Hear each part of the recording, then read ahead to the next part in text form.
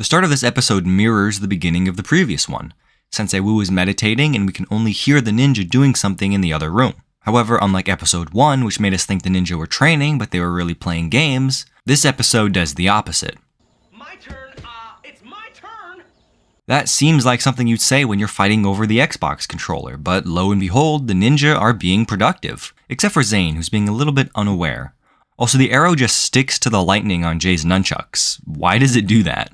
Alright, so the other 3 ninja are complaining about Zane's weird behaviors. And yeah, some of them are pretty weird, but overall, this is a great thing. These small character details may seem irrelevant right now, but we'll see how they become relevant in a few episodes. This is an example of foreshadowing and the buildup of a story done properly. Unfortunately, for every time it is done right, there's at least another one that isn't. Oh my gosh, this guy's to carry the mail up all this way? Does he do this every single day? I know that tipping the mailman is not a thing, but maybe this guy deserves a little something.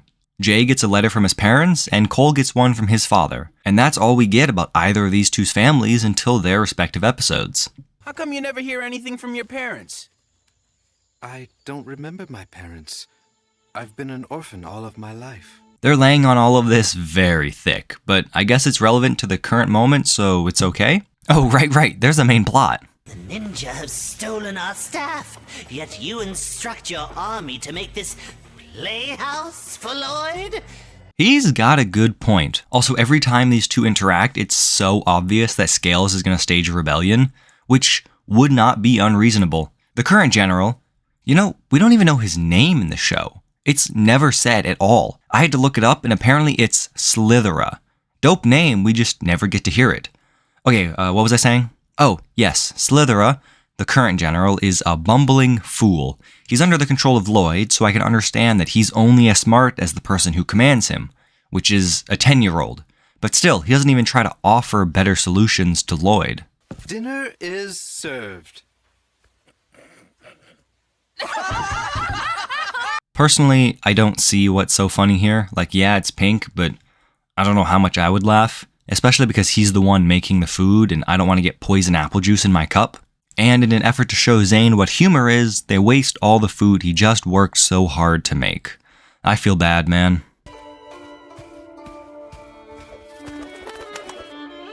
At first I was wondering why the Falcon just decided to show up now and not earlier, but then I had to remember this is only episode 2. The pilot episodes where Kai meets the other 3 ninja probably only happened a few days or weeks ago.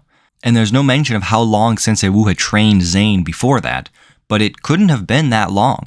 Kai only trained for 2 days before becoming the Fire Ninja, so it's possible this is the first time the Falcon actually found Zane since... shoot. You know what I just realized? I'm assuming you've already seen the show as I go through these episodes, but if you haven't, then you have no idea what I'm talking about. And if I'm attempting to analyze these properly, then I should assume that anything that happens in the later episodes is unknown, because that's how the show was written. Okay, so we'll move on from the Falcon discussion for now, but it'll become important again soon. Mainly because Zane follows the Falcon and it shows him to the Serpentine tree base. Was it a cuckoo bird? The bird. Of course not. Everyone knows cuckoo birds are not indigenous to these forests. Zane's lack of humor is humorous, in my opinion. We got the Wellheim Scream, or whatever it's called. It's not much of a fort if it can be demolished so easily. I was gonna say a literal child could make a better one, but a literal child did make this one, so it doesn't really hold any weight. Retreat! Scales has had enough of Lloyd's shenanigans, and it shows. And everyone follows him, not Lloyd, so that shows where the Serpentine's true loyalties lie. Oh no, Cole is evil? Where did that come from? What a twist. Am I the only one who thinks this angle is a little bit sus?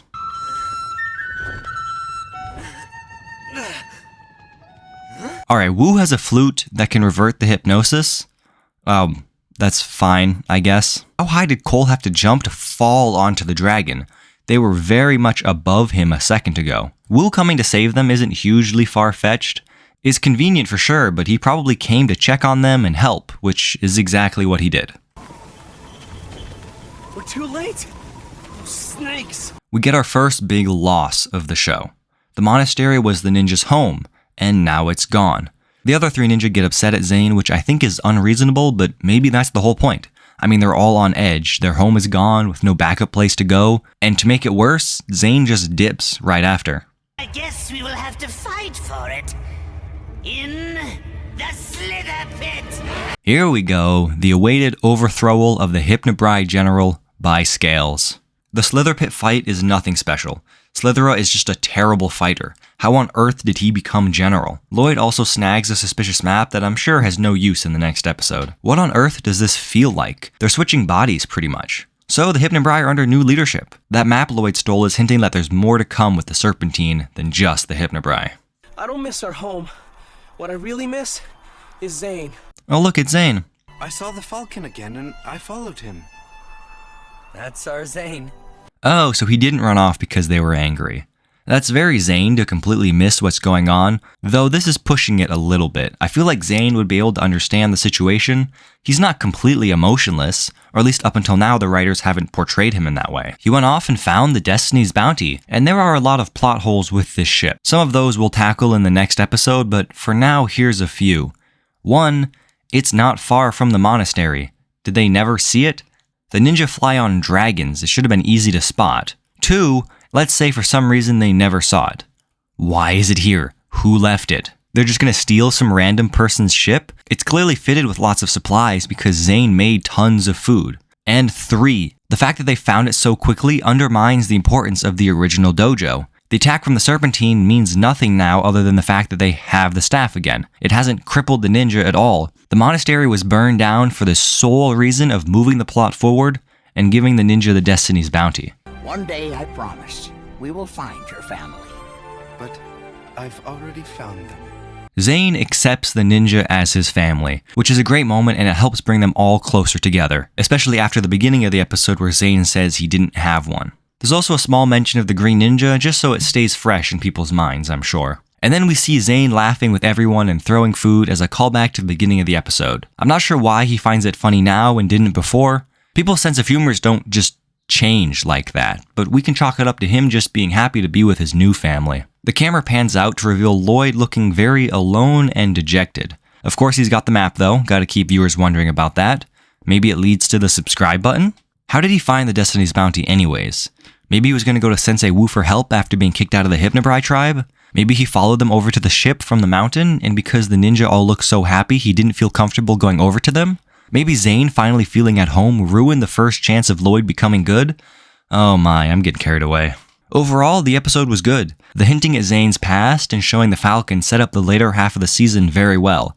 And Scales finally takes control of his tribe after whining for an eternity. The plot holes with the Destiny's Bounty don't ever really get resolved, but they're not hugely crucial to the story other than the fact that the ninja now have the ship. But, alrighty, I'll see you in the next episode.